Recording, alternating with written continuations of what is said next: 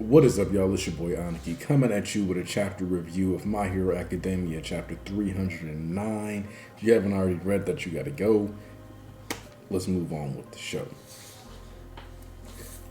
Chapter title: Can't Be a Child Anymore. And I think this is just like Horikoshi with the title, just kind of putting the nail on the coffin on. No, look, like that phase of his life is done. So it is what it is. The whole academia aspect is largely gone. This is it's time for him to be in the streets. So this is now the classic comic formula, if you will. So we see, return of some of the other students who were at provisional license, and Ketsubutsu, the guy who could harden the stuff and the one who could throw them. Notice Deku pulling off with the dude that they've dubbed Jailbreaker, who we know as Muscular. And then we have Tatami and Shindo, just kind of the guys that they had been negotiating with go ahead to try to provide some first aid for Shindo. And in addition to that, they kind of note that maybe when they say they'll hear him out, I think they mean like, what, maybe we should move into the shelters, because he's like, we also don't want anybody dying. They see how close to death that Shindo came. They realize, like the level that he's actually capable of fighting on is surpassing that of their own, and it didn't really do enough for the situation. And if they're being honest, they also factor in that, like, okay, children are being made to go out into the field to try to recruit us, to try to bring us into safety. If I truly care about being safe and their safety, then I might as well go ahead and go to their shelter, because it decreases the odds of these children being injured for my sake or on my behalf. And I think that's because if part of the reason why people want to be so disillusioned with heroes is the idea that, they fail to protect them. But then if you're an adult who is contributing to the problem that puts these children in danger, now you're complicit and you're on the hook. So I think that's kind of part of the process that's being highlighted here. And then we see that Shindo recognizes Deku, but he feels like it's a completely different dude. And then Deku does the classic superhero drop off, like, oh, hey, police, don't shoot me. Here's the bad guy. Nice and tied up. And then, they go ahead and they're like, oh, snap, Jailbreaker's been caught. And then Deku just pieces out, hood still up, smoke all over the place. Not going for the glory at all, just making it a point to help out where he can. We see that once that happens, the fourth, quiets down. There's even a part where, Deku clearly grabbed onto, a TV, an antenna or something like that on top of a tower. And we find out that Deku isn't alone. Deku is actually working with All Might. He pulls out the phone, lets him know he's on his way back. We see that he has kind of a bouncing landing. I'm not sure if that's from just like they're saying, it was so much momentum, because if you think about it, he could have just halted slightly above ground to float, then landed peacefully. This is probably just, part of him learning his quirks, getting better with them, practicing, etc. And so when Deku comes back from combat and then reports that he's fine, we immediately get the, hey, what's up with your arms and legs? And the answer to that is that, like we talked about in the previous chapters, I believe it was when the last act begins, the bands that are on Deku's arms are reminiscent of the full gauntlets from the first My Hero Academia movie, designed by Melissa Shields, from the first movie on Island.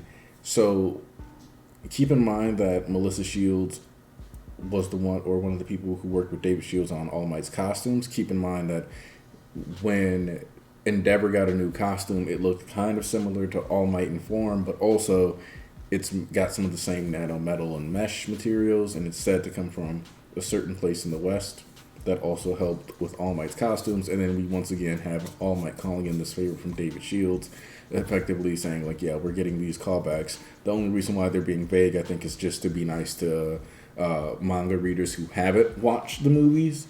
So that way, if you haven't watched the movies and, All Might's just like, oh, yeah, I called David Shields or Melissa Shields and got these, you're not like, who is this character they're talking about that I should just know? That's also why they're made gauntlets instead of full gauntlets. They're technically a different version, built for supporting, not necessarily taking the blowback of 100%. So these are prototypes designed for long-term usage and sustainability. So we know that Deku is essentially permanently wearing bracers on his arms made of nanometal and on his legs, and this is an upgrade to his costume.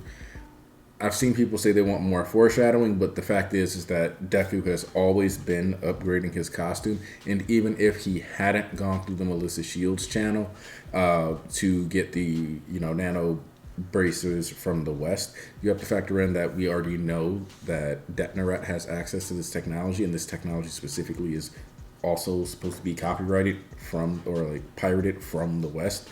So it's kind of already been established that there's Western companies that do interact and work with heroes in Japan and with different businesses, and as well as pilfering that goes on. So the idea of pulling in Western support tech at one of the best hospitals for Deku after his arms have been severely damaged all this time is completely logical, and it's the story functioning within itself. I do think that sometimes Horikoshi a little over relies on people making these, like viewing these as just boom, boom, step A, B, C, D, and E, natural progressions. People tend to like a bit more explanations in stories, whereas Horikoshi is kind of like letting this be like a, hey, you knew those characters, you knew about this, so you understand this, and we don't have to talk about it a lot. Because especially this seems like he's counting on you having seen the first movie, just based on, if you remember Full Gauntlet in the first movie, Deku was able to go up to 30%, which is his current base cowl limit, and 45% being his, like, when he wants to raise it up. And the Full Gauntlet could take a 30% smash without an issue, but it did eventually, but it did break after 3 100% smashes. So I think that number wasn't really a coincidence. It was more or less Horikoshi secretly highlighting what Deku's percentage was going to be at by the time he would get one of these objects. So the mid gauntlets are probably built for that 30 to 45%, 50% range that he's operating in, and to be able to consistently operate there, but not go above that. So that's what we've got here. All Might just telling him, make sure you don't go beyond your limits until you have that big rematch. So yes, it's kind of like Rock Lee dropping the weights once it's time. If you need to break your arm, Deku, you might have to break your arm. But until then, make sure you don't do anything on that level you have to. We were talking about this in the Church of MHA stream for today, and Sayas brought up a good point, because I was talking about how there's certain things you just know aren't going to happen. Like if you fall into a pattern of a story and you know a character is going to die, or characters are going to die, it starts to mean less and less to you over time for some people. Myself being one. Like if I just know that like death is a part of your checklist and I feel like it's always coming, instead of it being like, oh, I'm so scared, I'm like, okay, yeah, this is going to happen. But with Midoriya, any life-threatening situation he's put in, you will never have the fear of his death.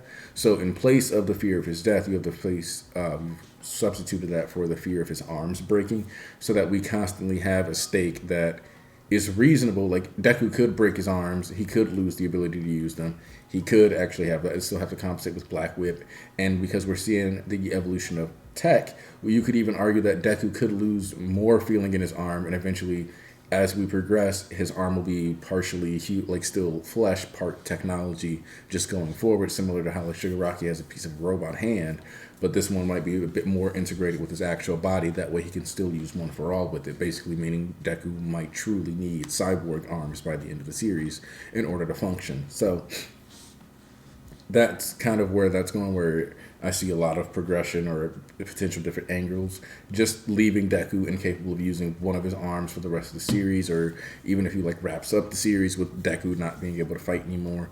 There's a lot of stuff that is being set up, and while I know that some people didn't want Deku to be able to endure that at all, it's worth noting that the explanation given is one that really does make sense.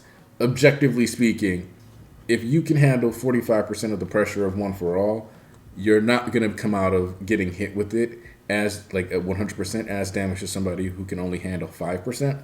Deku is 9 times stronger than he was when he first when we got that encounter. And in addition to that, as was mentioned and specifically drawn, Deku wrapped Black Whip around his arm to reinforce it, and it seems to imply that he also used Black Whip under his skin, as in like his very muscle fibers and bones were wrapped on the inside of his body to try to protect and secure the bones and not have them break. So, thanks to actually working hard, hitting new limits, he gets rewarded with having still damaged his body, still increased deterioration on his ligaments, but he hasn't completely lost the mobility in his hands and legs because of it. Because, again, he's made some progress. We actually get confirmation that All Might is in contact with Hawks, and that Hawks, Genus, and Endeavor are doing field team missions. It's worth noting, though, that we don't see any feathers, we don't see any wings on Hawks. We just see him kind of on the phone talking, and that's unusual because usually if like Hawks has his feathers distributed, we still get to see at least one or two on the panel. So we still have to wait and see. The lack of any kind of wing feather is kind of alarming for if you're a big Hawks fan, and especially since Horikoshi made it a point to draw in a new scar on his face, so that is very likely to be deliberate. So if he's taking time to draw new scars but not draw wings or feathers at all, there's a lot you can start speculating there. The conversation with Mama Midoriya, I understand and agree that this very well could have been a whole chapter of back and forth, this and that. I feel this way about this, and I would have actually enjoyed having a chapter like if Horikoshi had decided to do a whole chapter dedicated to this conversation. I would not have been mad at him at all, because this is an important emotional moment, and I think it's one that when it's done in the anime, unless there's a part later that we're going to see in the series where we cut back to the same conversation and it expounds upon it further, that I could very well see this conversation being a lot longer in an anime scene. One of the most beautiful things that I like about this, though, is that My Hero Academia, especially recently with Shigaraki and Dabi kind of talking about it, but there's this whole thing about remember your origin. You had Katsuki Bakugo origin, you had Shoto Todoroki origin, you have Izuku Midoriya origin, you had Tenko Shimura and Tomura Shigaraki origins. I'm waiting on that Dabi origin chapter. It could just forever stay with the wrong way to put out a fire and never get a Toyo Todoroki origin and whatever, because maybe that shit's not in the cards, but I'm just saying.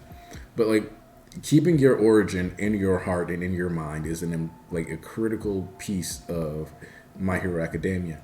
And so for Deku to sit here and think back to playing those games with his mom, and for that to be one of the main things that actually has been driving him all this time that we don't really talk enough or shine enough of a light on, is that his connection with his mom is part of his motivation for being a hero, is why he wants to do this. And though it does make her worried, while we always see her crying and apologizing, and we think of that as the big moment for what influenced Deku's dreams, we see that part of the reason why he never gave up and was still clinging to those ideologies and was still doing that hopelessness and going forward is because of the memory preceding even that when he was a child, the ones based off of Horikoshi's own life, where he explains in the manga volumes, I believe, that it's based on a game he played with his mom in the jungle gym, where she would yell, "Help me, Leo," and then he would go down there and he would save her, and they would play this game. And so he cried, writing and drawing this scene, and it turns out that people really loved it, and that was a big deal for him.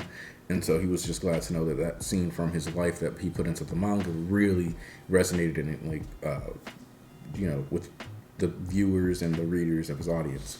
So we see that All Might basically was yo, I have to be there. If you're going to be out on your own, though, Deku, I can't have that. And what we get there is one of the final things that Deku did in the hospital is he stopped by Gran Torino's hospital room, and he told him about what Nana had to say. And he says that she's still crying about it even in death. And then he says, I should have made the kill. I'm sorry. Don't be so rigid. Killing can be another way to save someone, and never forget that. And either way, you gotta settle the score with the League of Villains. And we get this flashy panel of Deku with Hawks, Endeavor, Genus, and All Might, because the five of them are basically effectively on a team up, which again, I want to emphasize that Hawks' jacket is drawn properly, The scar is on the like side of his neck, but again, there are no wings drawn on the final page. So it seems like Hawks might have genuinely lost his wings, despite that burgeoning look on his back when it looked symbolic, like he was gonna possibly sprout them. It's looking like they're gone.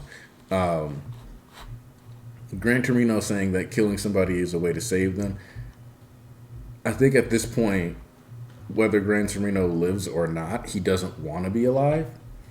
So I think that's what, if he's going to be alive, I think his acceptance and borderline desire of death is going to be what the conversation is with his character. Because he could have just died here, passing the scarf off to Deku, and we're not getting complete, like the complete flashback yet. But he could actually be alive and just stuck in the hospital with a hole in him for however long, which means that any villain that potentially would want to go after them would know that the central hospital was the primary one where a lot of the heroes were taken, which means that if they want to, if they so desire, they could target that hospital and still go after Gran Torino. One of the things that I also wanted to just point out is that while we were discussing this on stream, this is toward... Night Eye states that he has about a 5 to 6 year window that he can see into the future at maximum for around All Might.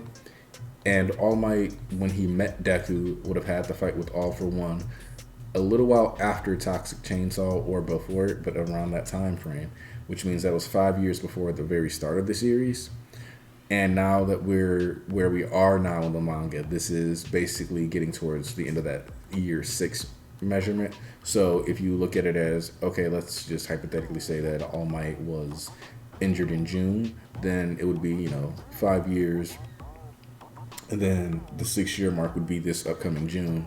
And then that would be when we could look around and expect All Might to die, possibly even on his birthday or something like that. So All might not be out of the woods. He might be safe. Maybe they did change the future. Maybe when Deku and them and what Night Eye said and considered the possibility, we are going with the super optimistic message of like, if you try really hard, you can change the future. But we also got to acknowledge that there was a little girl who could rewind time or for rewind people's bodies. And that may have been an anomaly. And it would be kind of poetic and interesting, I would say, if the moral of that is like Eri is that powerful, and that means that they need to not only focus on helping her get control of her quirks, but also make sure they keep her safe, because we're talking about keeping Deku safe. And one of the dark possibilities that I just want to throw out there is that even if Shigaraki breaks free of Vestige for One and he's going to be his own person, and let's say All for One manages to escape, it only makes sense to me that if he was trying to possess Shigaraki's body as if he were living there, that his alternative choice would be to go after Eri, have himself rewound, and eventually come back at his peak form. And if that's the case, I mean, that's how you get All for One as the big bad villain. If you want that as the final end. If you don't want that and you just want to put in the dirt, that's fine too. I just wanted to cover that possibility in case, you can't say it's not possible, it's not viable, or whatever. There's a lot of potential all across the map. A lot of things that Horikoshi can do with the story. Let me know what you guys think about this, what you thought about this direction. If you were distraught after this latest chapter. Anyways, that's all I got to say. I'm Aniki, and I'm out.